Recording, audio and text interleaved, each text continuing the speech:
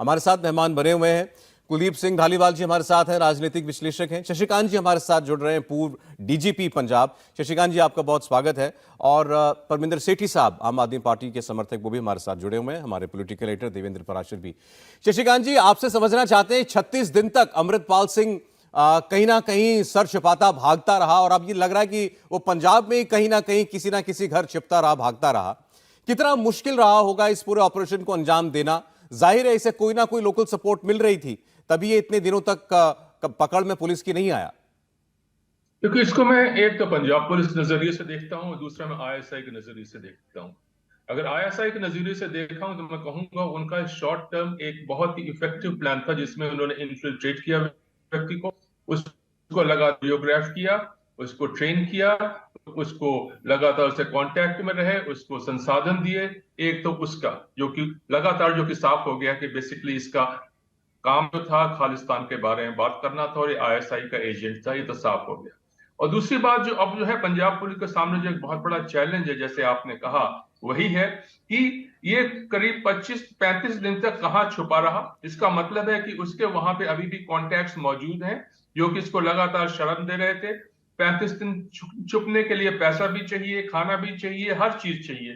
तो ये चीजें जो है इसको अनरेवल करने में पंजाब पुलिस को मैं समझता हूं बहुत ही ध्यान से काम करना पड़ेगा। और इसलिए क्योंकि इसने कोई बयान दिया है अमृतपाल ने कि अभी तो शुरुआत है, ऐसा कुछ बयान दिया है, तो it needs all caution now. अभी कोई एक हाथ पे हाथ रख के बैठने का समय नहीं है। थैंक यू जी डीजीपी साहब, एक चीज और, अमृतपाल सिंह के बारे में बहुत से लोगों का कहना यह है कि शायद इसे जरूरत से ज्यादा बड़ा बना दिया गया है, इसको इस मुद्दे को। अमृतपाल सिंह ऐसा एक एक एक चना क्या भाड़ फोड़ लेता, या अगर ये किसी का मूल था भी, आईएसआई का एजेंट है भी, तो भी ये कोई नुकसान नहीं कर सकता था।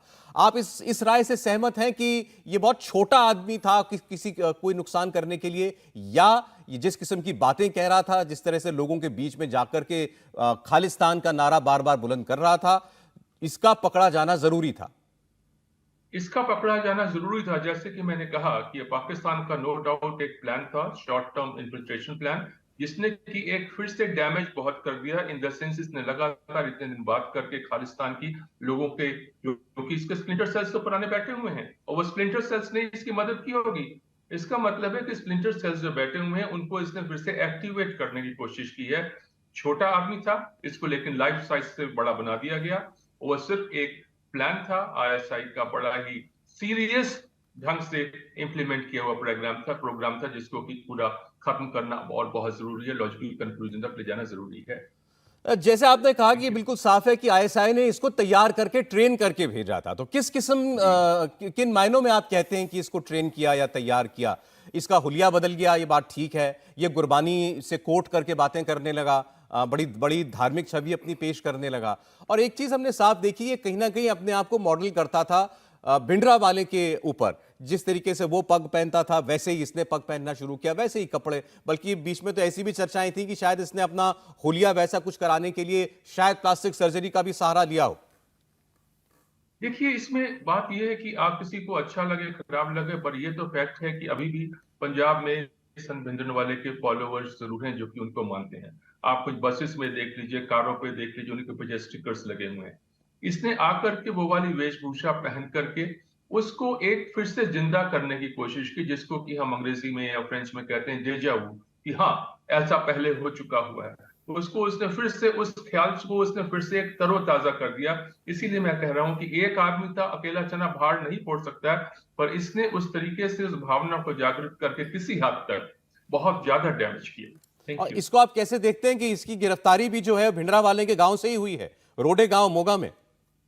भिंडरवाले के गांव में इसकी वहां पर वो वाली ड्रेस पहनता था डेजावू के लिए, वहां पर जाकर इसने अपनी दस्तारबंदी कराई, वहां पर जाकर के इसने अपना इसकी अरेस्ट हुई है वहां पे। तो एक तरीके से साफ जाहिर है कि इसकी भी लगातार एक डेलिब्रेट कोशिश होती थी कि ये अपने आप को एक भिंडरवाले पार्ट 2 की तरीके से पेश कर सके।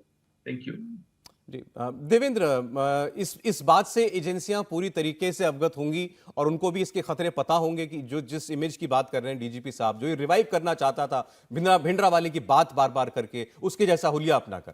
बिल्कुल सौरभ, और उसमें जो सबसे बड़ी चिंता थी वो यही थी कि इस प्रोपेगेंडा के सहारे, इस छवि के सहारे ये आग ना भड़का दे। जैसे जब वो पुलिस वालों के बारे में बात करता था तो बाकायदा उदाहरण देता था कि पुलिस वाले अगर रिटायर हो जाएं तो कोई उनको याद नहीं करता, या ऑन ड्यूटी मर जाएं तो कोई उनको याद नहीं करता, लेकिन बेअंत सिंह, सतवंत सिंह, केहर सिंह, इनकी याद में आज भी कार्यक्रम किए जाते हैं, इनको एक शहीद का दर्जा दिया जाता है। तो आप समझ सकते हैं कि इस प्रकार के नैरेटिव के सहारे कैसी आग भड़काने की कोशिश कर रहा था।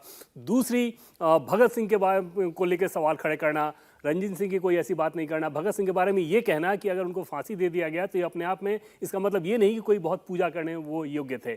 इस सब के पीछे मकसद ये था कि जो भारत का नैरेटिव है, देश का, पंजाब और भारत का अभिन्न अंग, और उसी लिहाज से उस नैरेटिव को चोट पहुंचाया जाए और अपने नैरेटिव को आगे पहुंचाया जाए। इसलिए हिंदू कम्युनिटी के साथ भड़काने वाली बात, क्रिश्चियन कम्युनिटी के साथ भड़काने वाली बात, लेकिन इस्लाम के खिलाफ, पाकिस्तान के खिलाफ एक भी शब्द नहीं कहना, ये सारी चीज़ें बता रही हैं कि उसके पीछे जो उसकी छवि गढ़ के, और पीछे का जो तर्क था, पीछे की जो रणनीति थी, वो किस प्रकार की थी। और बार बार युवाओं को ये कहना कि आपके पास हथियार होने चाहिए, अपनी रक्षा की बात वो कहता था लेकिन हथियार की बात कहता था। समझा जा सकता है कि आखिर इतने सारे हथियारों की जो आग थी वो किस वजह से थी।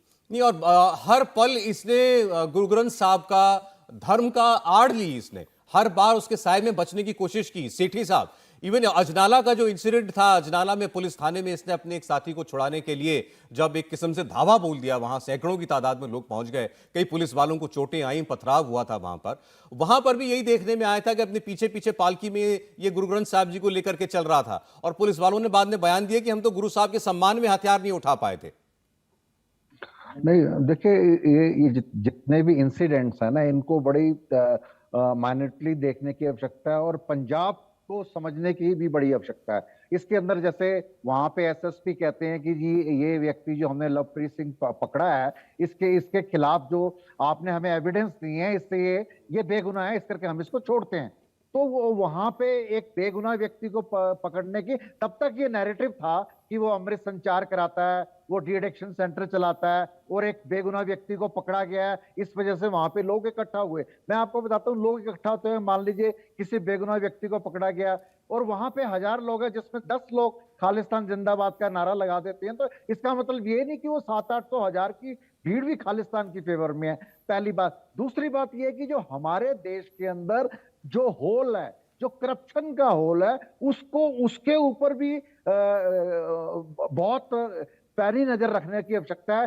जिस प्रकार अमृतपाल 6 महीने के बाद दुबई से आता है और उसको और उसके साथियों को लाइसेंस मिल जाता है सारे बड़े बड़े हथियारों का, और हथियार मिलने का मतलब है कि आपकी पूरी पुलिस वेरिफिकेशन होती है, आपके खिलाफ कोई पुलिस केस नहीं होता, उसके बाद ही आपको लाइसेंस इशू किया जाता है। और दूसरी बात, अगर आप भिंडरांवाले से करेक्ट करने की कोशिश करते हैं, मैं आपको बताऊं, जो भिंडरांवाले थे उन्होंने कभी खालिस्तान की डिमांड नहीं करी, पहली बात। दूसरी बात, जो सिखों की जो बहुत बड़ी जत्थेबंदी है दमदमी टकसाल, वो दमदमी टकसाल के मुखी थे, जिसका बहुत ज्यादा सम्मान है पंजाब के अंदर।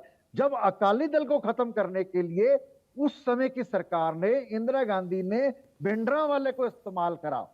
बिना पॉलिटिकल छत्र छाया के कोई भी व्यक्ति इतना बड़ा नहीं बन सकता, कोई भी व्यक्ति खुलेआम हथियारों के साथ या खुलेआम कोई ऐसा काम नहीं कर सकता। वो उसके अंदर पॉलिटिकल बैकग्राउंड है। इन चीजों के ऊपर भी सरकार को देखने की आवश्यकता। फिलहाल तो ये एक पुलिस की कामयाबी मानी जाएगी। अब इस पर हम बहस कर सकते हैं कि ये पहले क्यों नहीं हुआ, इसमें देर क्यों हुई, या कि इसके साथियों को हथियार कैसे मिल गए, ये इतने हथियारबंद लोगों के साथ कैसे चल पाता था। तमाम बातें, खैर इन सब की अब आगे जांच होगी, और दोबारा कोई ऐसा शख्स कभी खड़ा ना हो पाए, इसके लिए क्या तैयारी करनी हो। बहुत शुक्रिया करेंगे हमारे मेहमानों का हमारे साथ जुड़ने के लिए। धालीवाल साहब, आपका बहुत शुक्रिया, हमारे साथ थे। शशिकांत जी, बहुत शुक्रिया आपका, और देवेंद्र, आपके बहुत धन्यवाद। इंडिया टीवी हर वक्त हर जगह डाउनलोड करने के लिए सर्च करें India TV news Google play store या ऐप स्टोर पर।